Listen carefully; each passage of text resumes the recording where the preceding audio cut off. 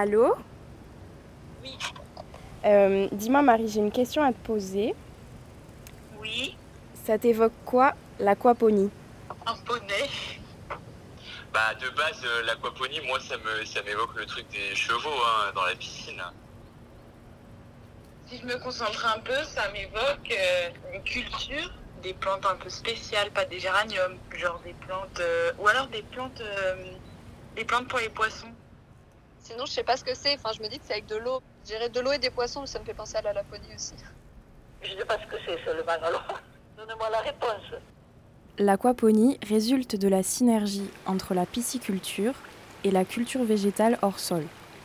Son objectif est de produire des poissons et des végétaux grâce à la circulation de l'eau entre les deux systèmes.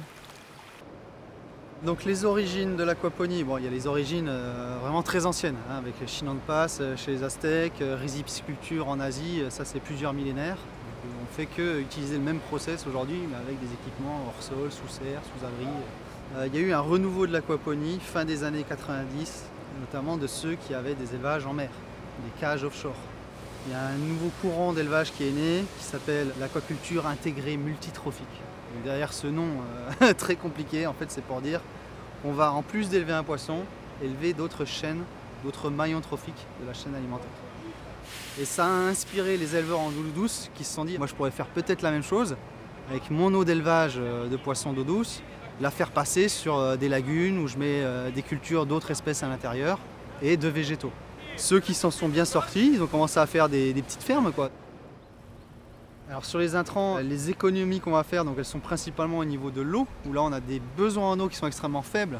On a des consommations en eau à peu près 10 à 20 fois plus faibles hein, sur la partie végétale. Et les besoins en eau qui sont 1000 fois plus faibles qu'un éleveur classique qui rentre une eau dans son élevage. Ce qui est vertueux, c'est le fait d'avoir fermé l'élevage de poissons, de le boucler. Donc effectivement, on a très peu de besoins en eau. Et d'avoir les cultures hors sol qui sont aussi dans des boucles fermées. Ici, on consomme toute l'année à peu près 6 mètres cubes d'eau par jour. C'est pour ça qu'on peut se permettre en aquaponie, hein, c'est un des grands avantages. Les besoins en eau sont très faibles. D'avoir des diamètres d'entrée tout petits, donc eau du réseau, eau de pluie et eau d'un puits qu'on a fait sur le parking ici.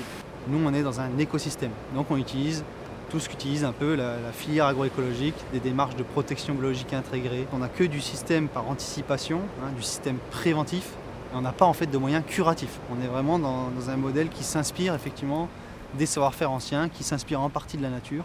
Donc les vers de terre, là, c'est l'Eisenia foetida, qui adore la boue des poissons. On injecte directement la boue des poissons telle qu'elle sort du tamis rotatif. Là, c'est que du lombricompost, hein, le substrat qu'ils vont faire. L'eau très chargée en boue de poisson va déposer la boue en surface. Elle va continuer son chemin. Et du coup, elle va absorber de ce substrat, de ce lombricompost, plein de minéraux, tous les sels minéraux qui sont à l'intérieur. Elle va monter en salinité, quoi. Donc ce qu'on a vu, c'est que c'était vraiment une biosolution sur les fongiques. Et c'est aussi un engrais, quoi, qui va venir booster vraiment de manière incroyable la croissance des plantes.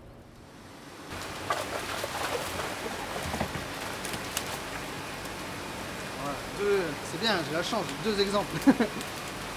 On a 3 espèces de poissons. Saumon de l'Adour, saumon de fontaine, truite arc-en-ciel. Le saumon de fontaine, qui est notre poisson emblématique avec lequel on a lancé la ferme. La truite, c'est vraiment le standard, la grosse gamme. Le saumon de l'Adour, c'est le haut de gamme, c'est le produit luxe. Il ressemblerait presque à une truite en cette saison.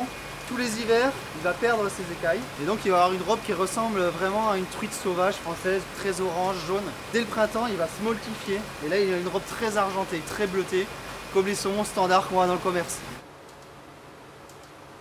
Donc il y a une étude européenne qui a été menée en 2016 auprès des consommateurs européens pour savoir s'ils connaissaient l'aquaponie. Et ce qu'a montré cette étude, c'est que les consommateurs européens, ils en sont au stade où ils ne connaissent pas l'aquaponie, mais ils reconnaissent toutes les vertus. La doctrine principale, c'est quand même le manger moins, mais le manger mieux.